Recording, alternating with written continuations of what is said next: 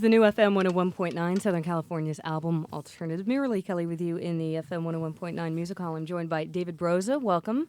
Thank you, Merrilee, and it's good to see you on the West Coast. Yeah, here we are. You are from the East Coast. You're from New Jersey at this point, right? New Jersey, yeah. Uh-huh. And I actually visited your station in Boston about 3 weeks ago, and you're not there.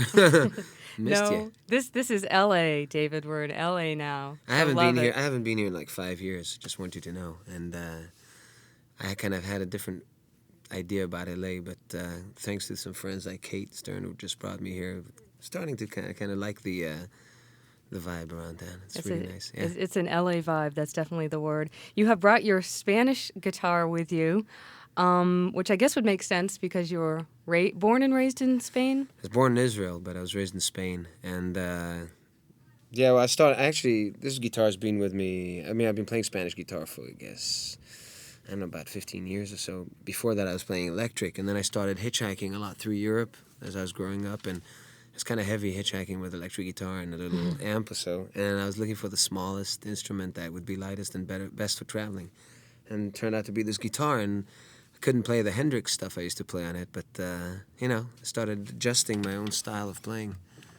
And yeah, it is. It's actually a classical guitar, the same as Segovia used to play, the exact same model. So one wouldn't expect a somewhat rock and rollish folk singer to be toting around. Absolutely not, and but there's no rules to the game. It's like it's up to you as an artist. You just got to take the instrument and turn it into something that you like and feel comfortable with. I mean, this is more for like a real classical kind of.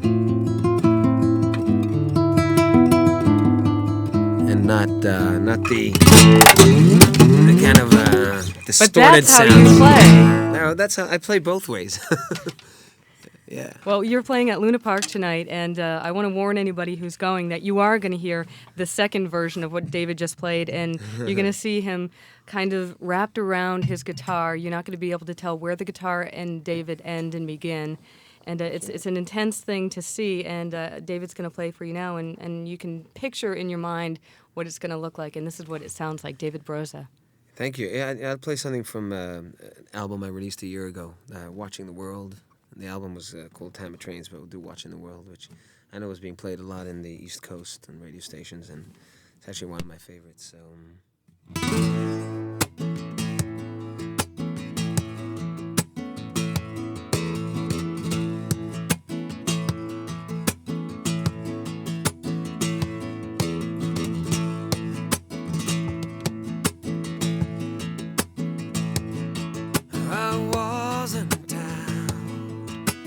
Popping a cork or drawing a weekend down.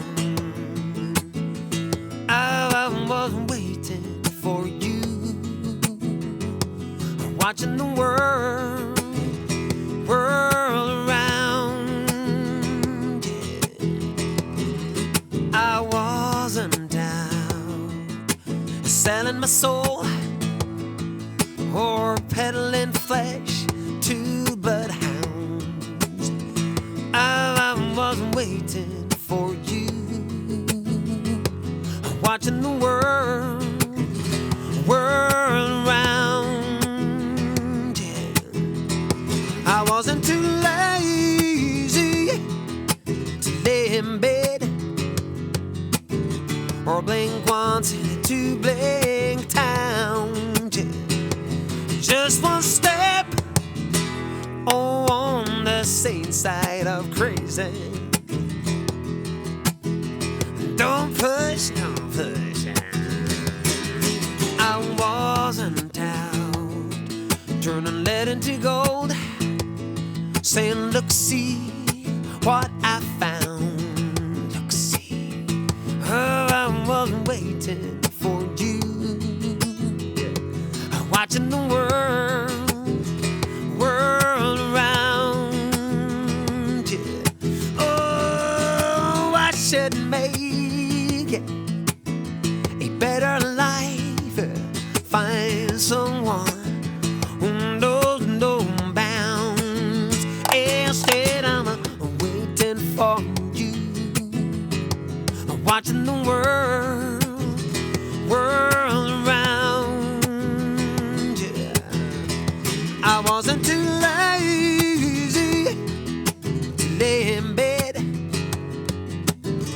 or blink once into blank town. It's just one step on the same side of crazy.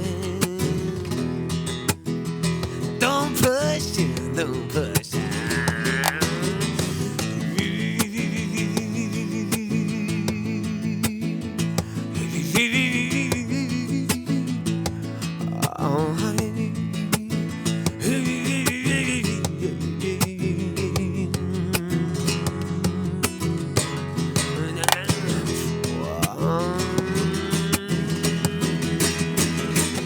I wasn't too lazy to lay in bed or blink once in a two blink town. Yeah. It's just one step on the same side of crazy. Don't push, baby, don't push.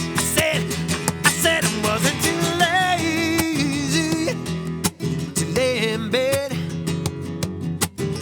or blink once in a two blink town. Yeah.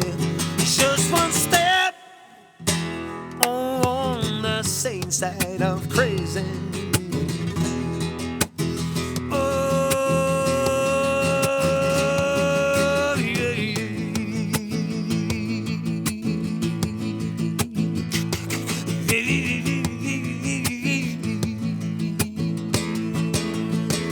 I said I wasn't lazy, babe. I said I was just waiting for you, babe. I said I wasn't just lazy, babe. I said I wasn't waiting for you, babe. I said I wasn't lazy, babe. I said yeah.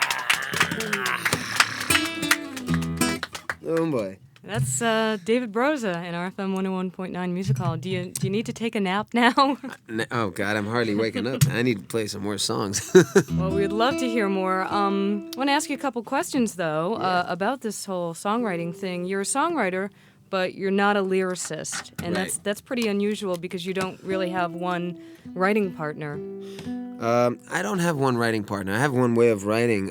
But it's like in pop, Elton John he's not a lyricist himself. He writes with Bernie Taupin, and there's quite a few. Lennon, McCartney, they always shared the creative work from what we know. And there's a lot of that pattern throughout rock and roll. And it's just that the way I've turned into a songwriter was since I realized, or at least I thought, I had no chance in this world as a songwriter. I grew up listening to Joni Mitchell, Dylan, great singer-songwriters, and I thought, well, if you're gonna be something, you're gonna be someone like that, and I'm not.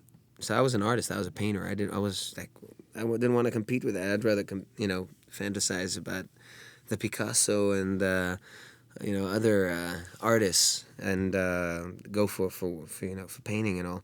And then suddenly it did turn out through my playing in clubs for extra money and small clubs and cafes. I got a record deal with CBS Records. And the executive said, hey, you got to write. I mean, you're going to be able to write. Just try. And I went home. I tried. I brought something that I thought was totally banal and ridiculous. Like, who was going to listen to it? And I was cringing while I was singing it because of the lyric. And I really felt, I thought, oh, there's a melody I could really sing. And the next thing I knew was I was looking into poetry, which is something in Spain is very common. I remember the first kind of poetry books, Lorca, Federico Garcia Lorca poetry, or Antonio Machado, or Leon Felipe. These are names of real great Spanish poets. The first books that I bought were theirs, and the reason I'd bought them is because some of the songs I was trying to learn off records were music that was based on Spanish poetry and those poets. And the next thing I did, obviously, was, hey, I'm going to try and look into some other poetry of theirs. Maybe I can set some music to some of these poems, too, and start having my own thing. That's much earlier on. So later on, when I turned this into my career, I went back to that and started working on finding ways to edit poetry into song. And basically, for the last 10 years in the United States, this is what I've been doing. And my last 2 albums are mostly based on poetry out of books, although there are a couple of collaborators I work with who are lyricists, but they give me their more poetic stuff that nobody else could set to music. So let's go back to these bars in, what was it, Spain, when you were performing. What were you singing? Whose songs were you singing?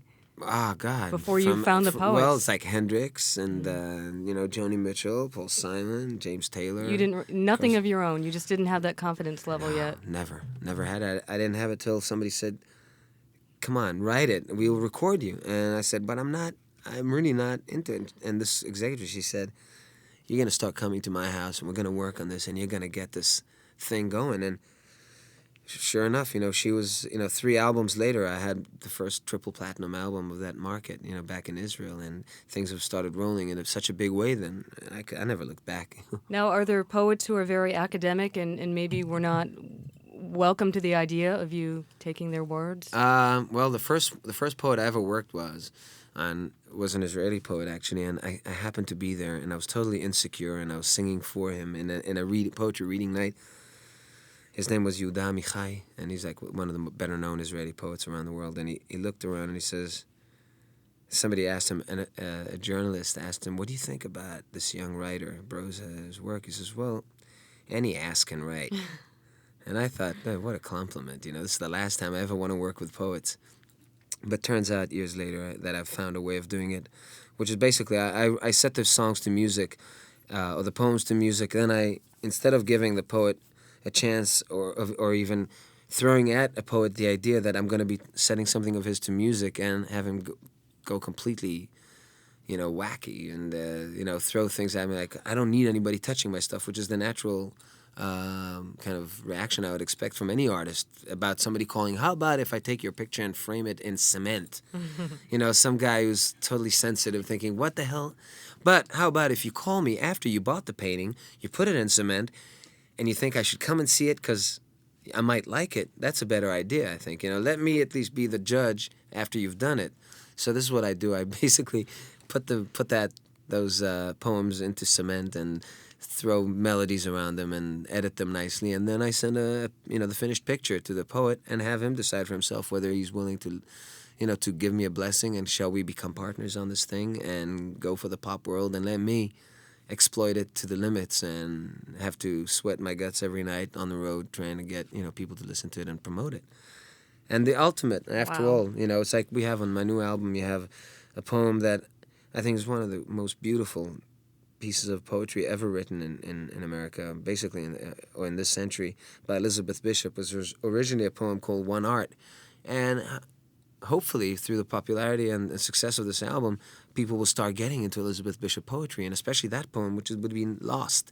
It's, I call it the art of losing after editing it and all, but... There will be purists, though, who are like, now everybody knows who Elizabeth Snow is. He's ruined it for us. Oh, really? Is that, like... I feel sorry for those poets who have to live on barely $10,000 to $15,000 a year incomes. Are you kidding? They deserve more if they're really good, Well, do you want to do one from the new album, Second Street?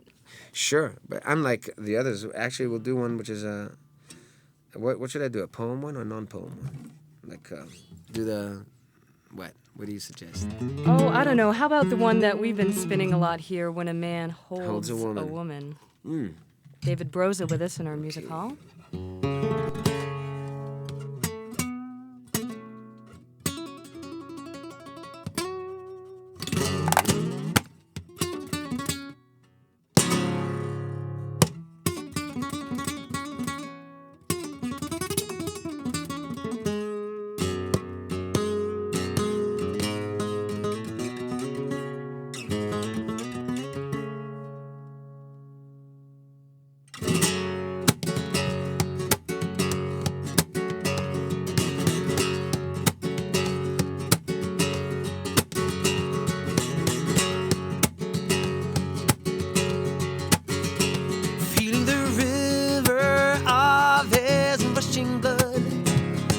In the burning heat, he senses her.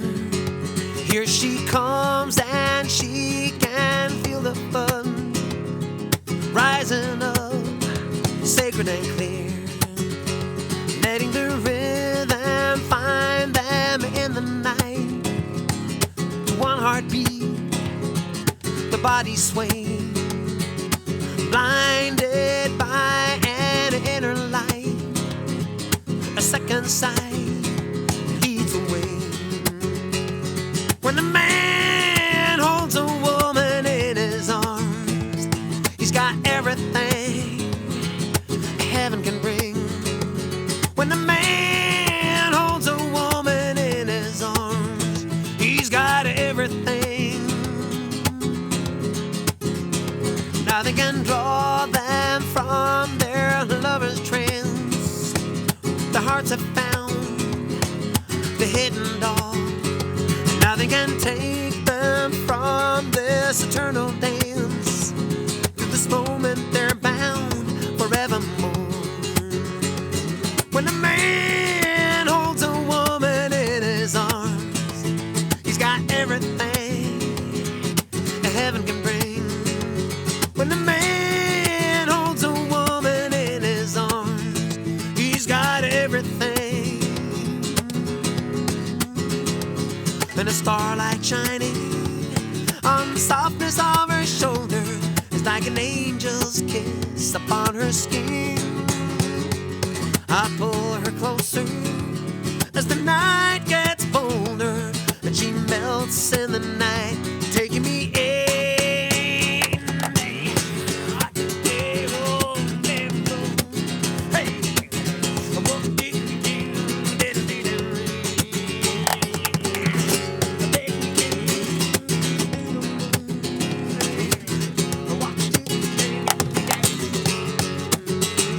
When a man holds a woman in his arms, he's got everything heaven can bring. When a man holds a woman in his arms, he's got everything, everything. Oh, guarantee. When a man holds a woman in his arms, he's got everything, like a bird on the wing. When a man holds a woman in his arms, he's got everything, everything, everything, everything. He got everything. He got everything. I said he got everything. Yeah. And when David Broza holds a guitar in his arms, whoa. Oh boy, I know. It's like this is where my friends always ask me, it's like, when are you gonna come out of the closet? It's like I do that every night. I get it all out there. It's fun. How else are you gonna do it? If you're not gonna. That's Just your give it all. release. Yeah. That's definitely my release. That's David Broza. That's from the new album, Second Street. We were talking before about how you started out doing cover songs. I can see almost a relation between doing a cover song and taking other poets' lyrics. Right. Did you ever get the idea in your head back when you were doing covers to maybe try and change that around, change a lyric or change a melody? I wouldn't dare. I have a hard enough time, changing a lyric when I see a poem. I treat it with like with gloves. I don't know. I feel hard, I don't think I would. Although I wish, I could take a Dylan lyric and rewrite music to it or something, but why? And who would let me anyway? Just for friends, for fun. Somebody did that with some of my songs, actually, when I'm thinking about it. I just got a letter not long ago. Somebody sent me a version of a song that I'd been singing that he wrote a different melody to. I mean, it's just basically a song that it's a lyric that I wrote music to. And that person, I guess, never heard about my song, and that was in Israel, and it was such a major hit that his friends got completely horrified at the thought that he thinks that he could, go and publish it again. But I guess he could, there's no... It's all art. It's constructing and deconstructing. Mm-hmm. I always say, even about doing covers, if you feel good about the way you're doing something, you got to do it. Nobody's going to judge you in comparison to something else unless you don't feel sure about it. And people feel it, So if I do a Hendrix cover or if I did a Dylan cover or whatever, it all depends on me. Do I feel really confident and strong about that song, or and if not, then I'm not giving it what it's got to be given. Do you do that now in your live show, or is it all your songs? No, I haven't done covers in ages. I'm looking for some, and I'm thinking about it. But I've even forgotten. I used to sing so many songs, and I've forgotten all of them, I guess. There's not one I could just put you on the spot right now and say. Yeah, you can. I think that'd be kind of interesting. I don't know.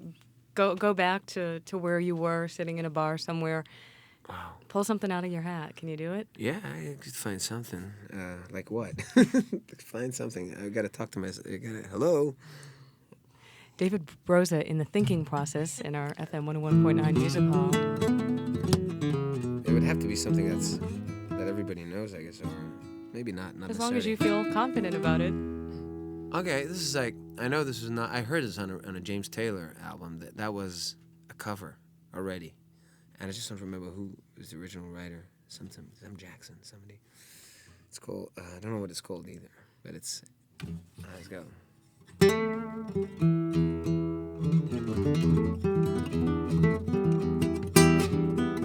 We're live right now. It's like the whole world listening to me think.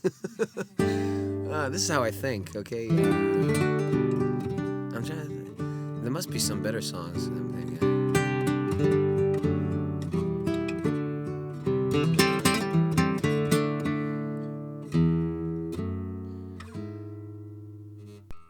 Well, I'm just a bartender. I don't like my work, but I don't mind the money at all.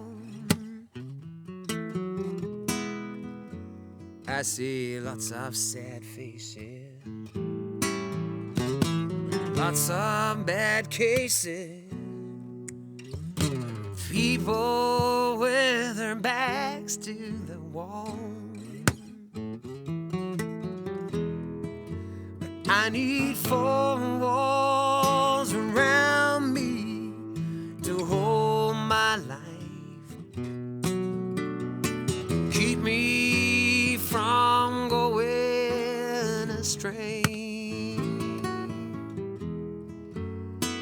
a honky-tonk angel to hold me tight, keep me from slipping away.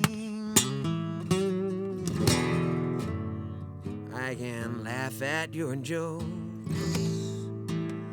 I can light up your smokes, I can pack up and mail in my keys, I can close down this bar, I can gas up my car,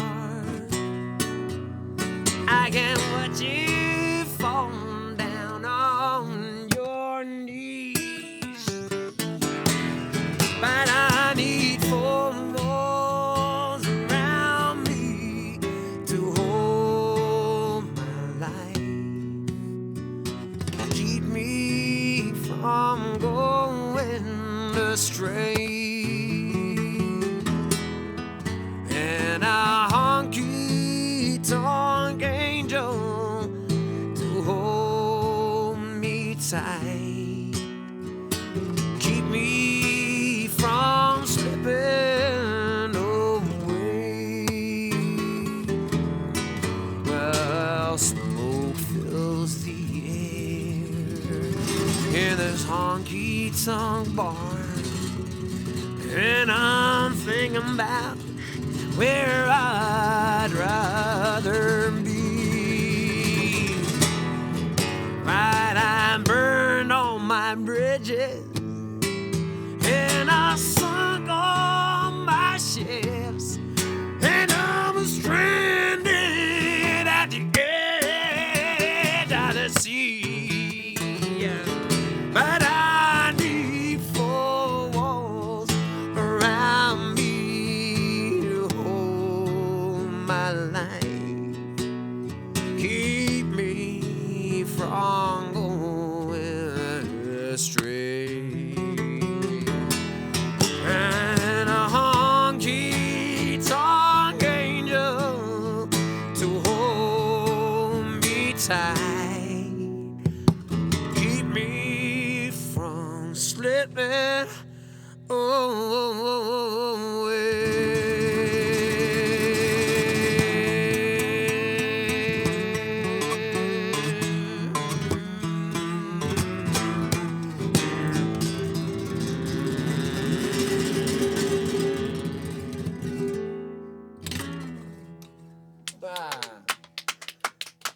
no funding for the words, but that's the idea, I guess. I think we got the gist of it. We've been spending time with David Broza in our music hall this afternoon. It's been a pleasure. Thank you. The new album, once again, is called Second Street on November Records. We're going to see you tonight at Luna Park around 9 o'clock. You got a full band with you, right? Well, it's a power trio, as we call it. I got bass player Scott Garber from Austin and Ron Riddles from upstate New York, and a real kind of rock drummer. And yeah, we're rocking out. There's a lot of powerful stuff in the show. It's a lot of fun. Well worth checking out. Again, thank you, David. Thank you. And thanks for being our guest in the FM 101.9 Music Hall. Thanks a lot. Winfrey, in the moment of your darkest... Very cool. Yeah, was that right? I didn't mean to throw a curve at you, but I kind of did mean to throw I a go curve for at it. you. That's cool.